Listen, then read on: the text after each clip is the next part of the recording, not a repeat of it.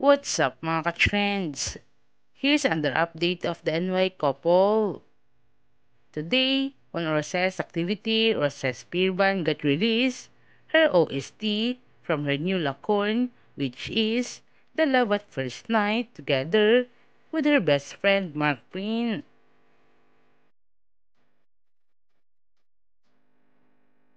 On Instagram post, Rose's Pirban and Mark Prin got an interview how excited they are to be played and watch the Lacorn after years of being reunited.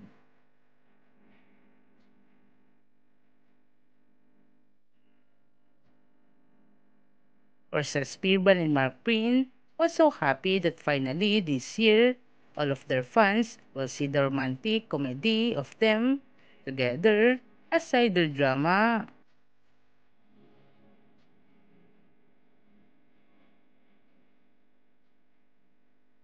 Rosaya posted it, Rosaya captioned it, we made some music, tell me that you can feel OST until we love each other, artists, Mark Pin and Yaya Rosaya.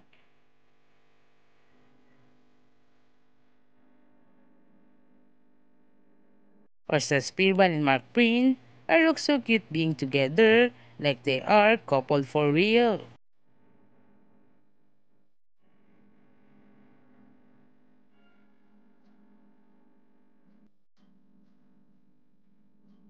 Rosa's Pirban's boyfriend, Nadeko Gimiya, can't help it, but commented to the post a heart of emoji, which means supported his girlfriend Rosaya and his best friend Mark Prin.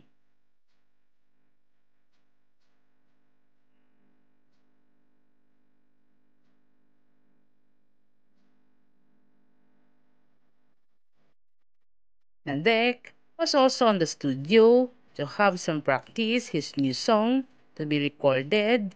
Even Rosaya and Mark Pin was so sweet behind the scene to their photos, and still it was all for work and nothing is personal and nothing worries about partying on screen.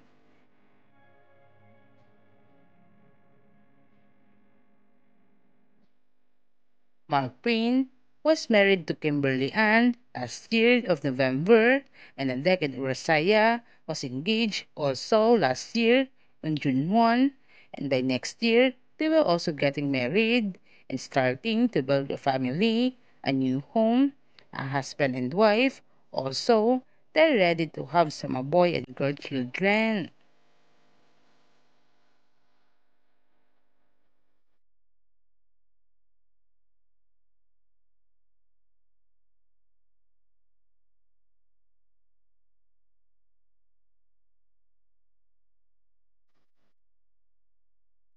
The only wants of the NY couple is to be happy to each other by supporting each of them.